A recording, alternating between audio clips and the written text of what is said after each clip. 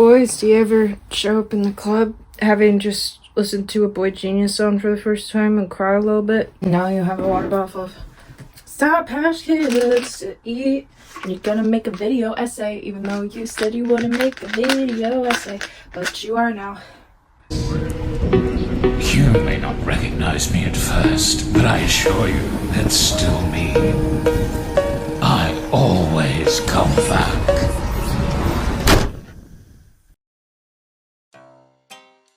Cheers. It's fitting because it's children. That's awful. Oh my god. Have you seen the new FNAF trailer?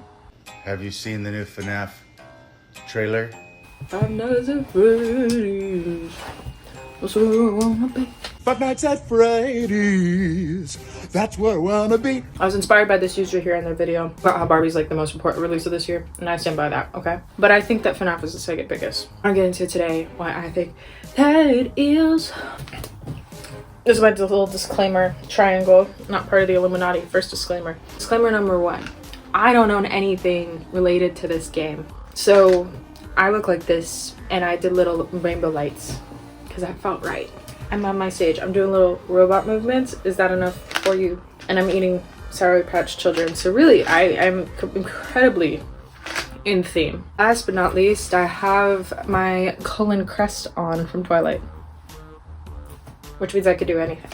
So, second, this is not a lore video. If you want that, go watch MatPat. Go watch literally anyone else on this freaking site talk about this game.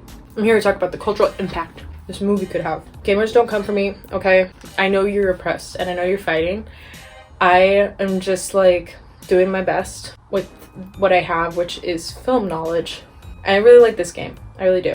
The other disclaimer I'll give as to why I'm not doing lore, I'm gonna give to you in a lip reading format. So some of you are so lucky. No, I'm not gonna get into that kind of stuff. If you were wondering what I said that I too got abducted by a purple man. That's not entirely wrong, I almost did. In order to start this video, we must do a bit of a history of film review. Woo! My favorite. Oh. All y'all up here critiquing that, oh, there's too many adaptation movies. You need to have original ideas. Do you know the history of cinema? Do you know your history of cinema?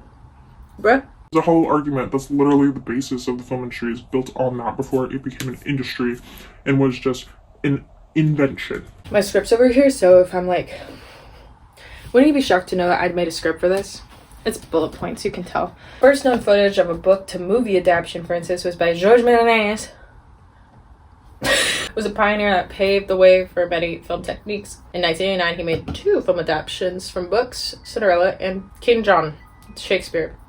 Not Prince John, the Lion. Initially, we could trace back the video game's relationship with film in the vice versa, which is video games being adapted from movies. First examples of that we see in the late 70s with Atari Superman in 1978. No, you can also argue that the coin-op Death Race in 1976 was inspired by the satirical action film Death Race 2000 that was made in 75.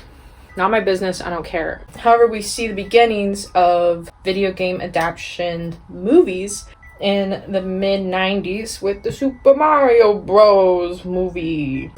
They're brothers. They're plumbers. Oh no. Mario! Luigi! They're on the trail of a kidnapped princess. Y2K brought a lot of interest in everything tech, and big video game adaptations just kind of happened real quick because of that, and also because there's something to adapt by that point. If you're wanting to learn more extensive ideas of this in a more eloquent format, I highly recommend checking out the stuff I'm putting below that expands upon the things I'm bringing up. I'm bullet points, baby. First old flaw that happened within video games to be adapted to screen was they were trying to be nothing like the source material at all. They were just using the name for the heck of it and doing something completely different, but it was wackadoodle hours, okay? That Super Mario movie, not it. It was nothing like my boy, the Super Mario Brothers Super Show. If you're not watching the Super Mario Brothers Super Show, you're gonna turn into a Goomba. I could make a whole separate video on the Super Mario Brothers movie that came out this year. She was just trying to be different, not like other girls, and like everyone was just so confused at this point because it's like the 90s, so what that meant was like an acid trip. Second wave comes into play, which is just successful character adaptions, aka Lara Croft. James Bond was a movie to game to movie, and the only reason that James Bond really held up some sort of longevity, in my opinion, in the new round of films was because of the video games. People like knew what it were again. I'm eloquent, see? Lara Croft, though, in 2001, Angelina Jolie, Lara Croft Tomb Raider, highest grossing video game adaptation of all time at $131 million. However, nobody wants to talk about it because really, did the money come from Iraq? She's been argued for like this whole time if she's a feminist hero or if she's a figure of objectification. I think it's pretty clear she can be both. And that's modern day womanhood, baby. Second flaw comes into play here soon, which is too much story, too little time for movie. Christopher Walken voice, let alone even a franchise of movies. It's just too much story, not enough time, without any interaction. Beep boop beep boop. It's kind of hard to maintain audience interest. However, that got twisted in the 2010s thanks to a round of successful video game inspired films. But really, Wreck-It Ralph, Free Guy are the best examples we have. Free Guy came out post-pandemic and is going to bump into the next round of success, which is just 2019 in general. We found two solutions to our problems that we have sally forth up until today. Of course, it took a few years because of a little pandemic. Essentially, we came back to the concept of how to make good adaptions and focus that in video games because, well, we haven't really done that yet, now have we? And remember that the best way to make a good adaptation is to embrace the different format you're using while still being faithful to the source material. Sometimes the circumstance of making a movie means to just not use the source material at all except for like the universe, which is why we had the first success here, Detective Pikachu. I think Detective Pikachu is the perfect like bridge over of this. I mean, Sonic did kind of come out, but that was a meme. He doesn't count. Detective Pikachu brought the beautiful universe that this video game and show really created, but then created a new story with it because to bring like Ash Ketchum up today, like how are you going to do Ash Ketchum today? Tell me. Could you tell me the gender even, let alone the race of the character, let alone the age of the character? He's a mystery. So they create a whole completely new story. And by this point, like sometimes you retire characters that were just more of a vessel, like a YN, like input yourself here character. Don't come for me, Pokemon fans. Making Pokemon a beloved thing amongst like all audiences, which it really had become with the rise of mobile games in the 2010s, making everybody exercise for the first time in a millennia. Kind of funny, also side note, to look at like how big Pokemon Go became, and then when the pandemic hit, Animal Crossing shift. We're gonna talk about that for decades, if not centuries. So just like prepare your children for that. The other way that this concept works is by fixing the material instead of diverting the material. Something completely different to work for the medium, but maybe just like fixing the flaws of the story that are in the material of the game. Or a book turned game turned thing, and take the work that the game started. And I'm talking about Witcher.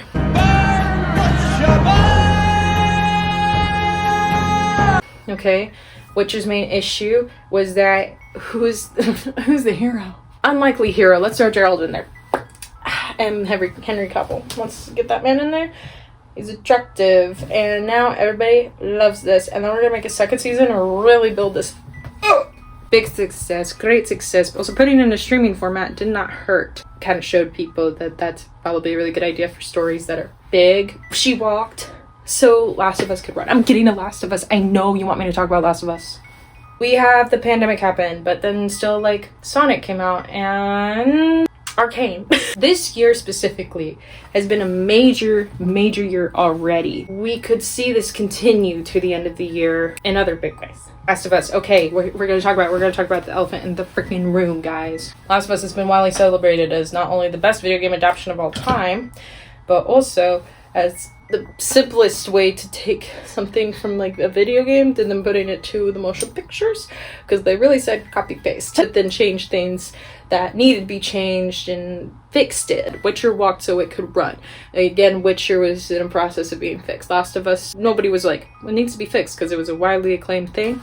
But at the same time, had a couple things that need to be fixed to make it work for television, streaming, whatever you want to call it. I think one of the best examples of this, besides like the casting, of course, and like episode 3 being what it became, that shows the like true like thinking about the medium that Last of Us did, was taking away the freaking gas masks. Like how that was the biggest question on my mind when they said they were gonna make it. I was like, they're gonna find a way to get rid of that. Another big part of it was the turns in making the show successful post a pandemic, when the whole thing is about a deadly pandemic. How do you make that work? How do you make it relatable, but not a little too relatable to the point where people are driven away from it? Because it was an airborne virus in the game, technically. We'll just make it so they have to make out with these mushroom corpses. And it worked. The other big elephant in the room that I think nobody's pointed out, which I already kind of talked about, was the Super Mario movie. It was a huge box office success for animation. I think Arcane is hiding in the shadows here, of course, with that world of things. I think it proves a point. I liked it. Now that we have that all in play, trying to think of where we're at right now with it, and that we're starting to see this big growth for video game adaptions to film, I think we need to talk about the thing that we're here to talk about. Hello? I wanted to record a message for you to help you get settled in on your first night. I actually worked in that office before you. I'm finishing up my last week now, as a matter of fact, so I know it can be a bit overwhelming, but I'm here to tell you there's nothing to worry about. You'll be fine. I'm out of breath. I just grabbed a baguette from a friend. Round 2, or night 2, that'd be more fitting for FNAF. Quick overview of FNAF. 2010s gaming. We had arguably one of the most vital decades for video games. Mind you, video games are a baby. They haven't been around that long. But it was like extremely important and has shaped how different they are now versus how they used to be. Twitch became a thing. The Switch became a thing. The itch became a thing, if you know what I'm saying. Video game consoles were starting to be built less of like putting yourself in the game, like the freaking Wii and like the Xbox 360.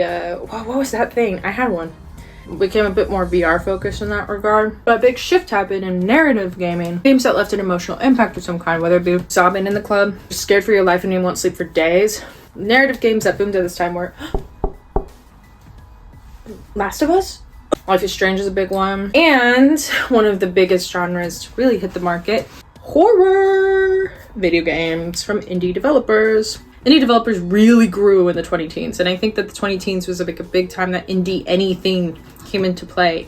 Post-recession, people were sick of the big corporations, and so when people are sick of them, they go to small business or to up-and-coming individuals and funding projects that they're just genuinely passionate about, which I think can very well be the landscape we're entering post-pandemic. Assess and reassess. Back to this horror stuff though. Horror films at this time period were just really bad remakes and pissing everybody off. Like, they weren't good.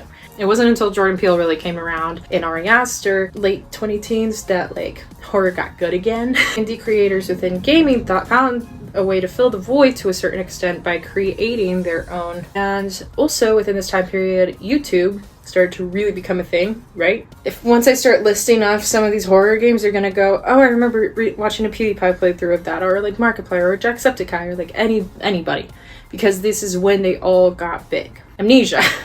PewDiePie. Slender Man really led a lot of this at the beginning, and even got a sequel where there was added lore. There was Outlast, there was PT, Until Dawn, Layers of Fear, Doki Literature Club, Bendy, and of course, the one that took the world by storm, Five Nights at Freddy's. The idea of Five Nights at Freddy's was stemmed from negative reactions to Scott's previous game, which was like a family-friendly beaver game called Chippy and Sons Lumber Co. He got feedback that the main character just looked too much like a scary animatronic. I think Scott's story with making FNAF is like quite interesting because it's like mapped out in front of us the whole time. So we really got to see like an artist take critique and build something new out of it. When he made FNAF, he tried crowdfunding. Guess how much this man made? No money. He made no money. The thing that I think really helped him is before releasing the game, he put up a couple videos on YouTube. I don't know how those videos initially performed. Of course, now they're set, they're fine if they're even still there. But when he released it, he sent it to a couple YouTubers. The first player to post a playthrough of it was Ben the Scoopist, who Scott directly sent it to him before releasing the game to the public. And then it would blow up because Yamimosh, I believe, started playing it after seeing Ben play it. And then somebody by the little name of Markiplier started playing it too, and a couple other creators. And naturally, it took off. People were playing it left and right. It got put onto different services.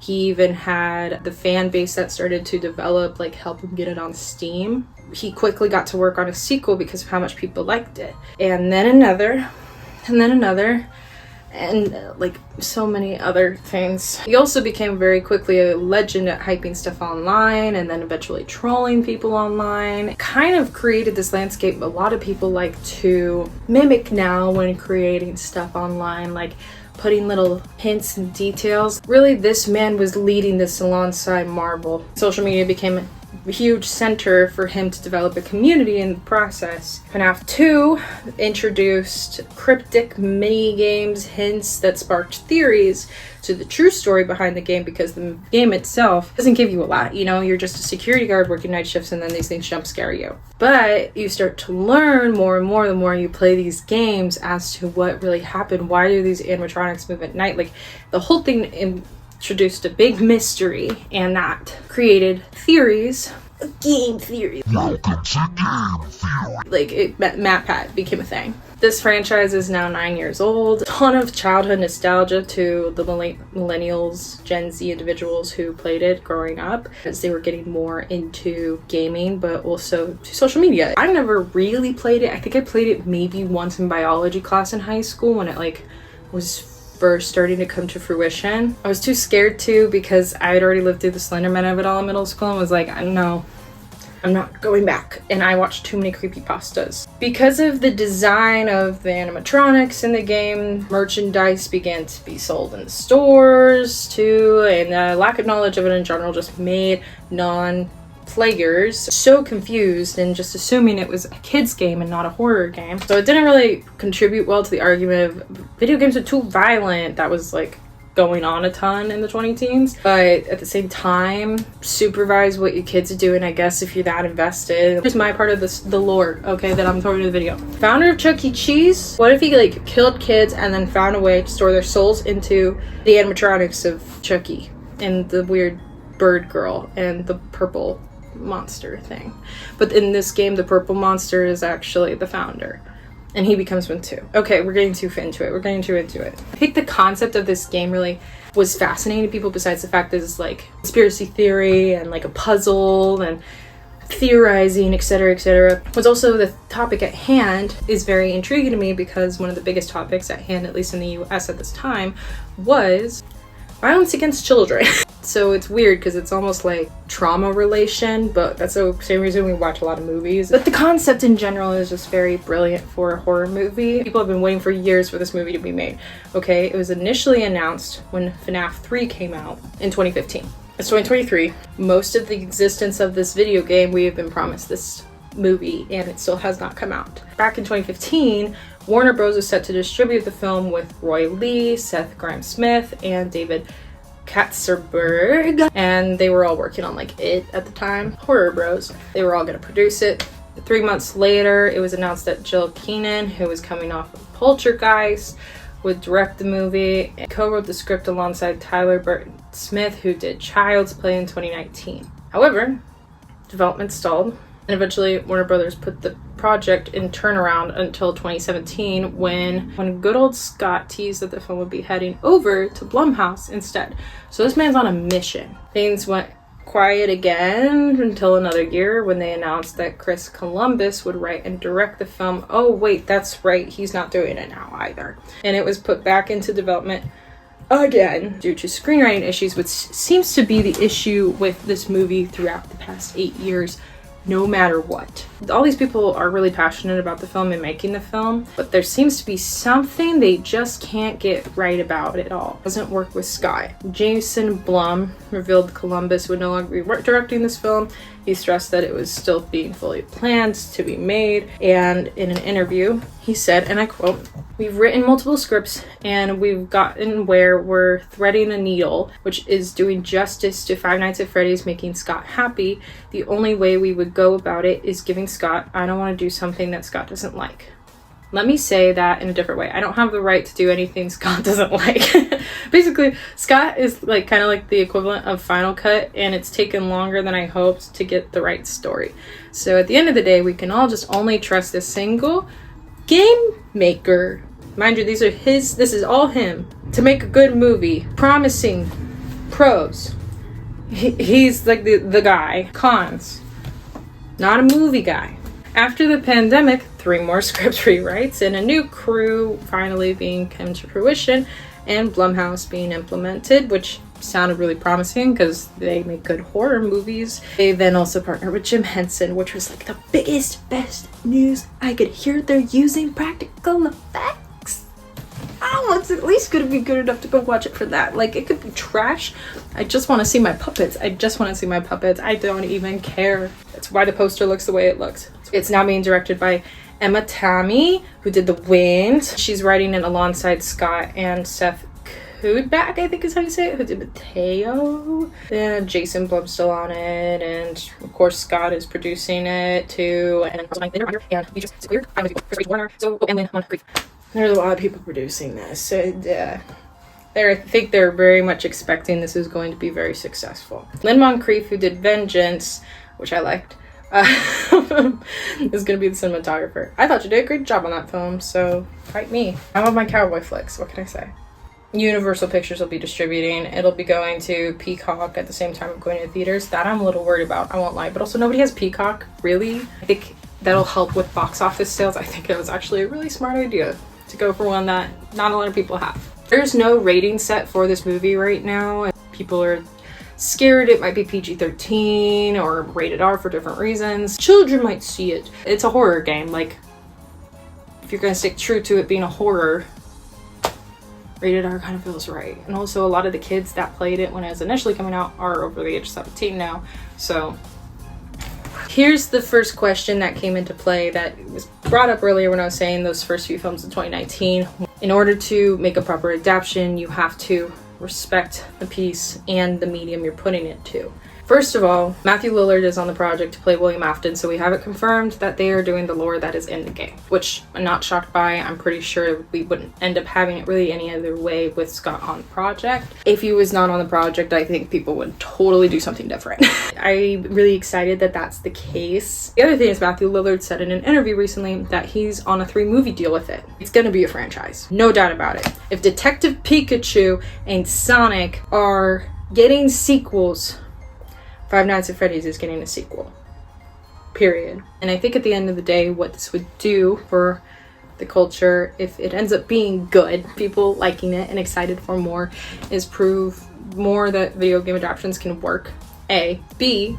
Women directors are the way to go / writers, which I think Barbie will definitely do, but this is also in the background as like a big part of that as well. Thanks, Emma. C. I think it will completely change the possibility of horror's landscape, because if this does really, really well and becomes a huge money grab, we might see a lot of those other horror indie games from the 2010s turn into film somehow or something inspired by them. Editing me here, totally forgot to mention this other big point of why this movie could be very important. We're kind of entering this era where a lot of franchises are turning themselves into universes in movies, like Star Wars, like Marvel, and I mean Hunger Games is coming out this fall, kind of teetering in between the two of those, right? This could be the first big simple like franchise set of films to succeed post-pandemic and stay franchise. If that were to be the case, it would show a lot of movie makers that they should invest their money and time into a certain set of movies instead of long deals potentially. Kind of divert away from what Marvel has created. I think that they have really promising individuals on the project. I think the cast is going to be phenomenal. I've seen a lot of people go, I don't get why Josh Hutcherson is in this.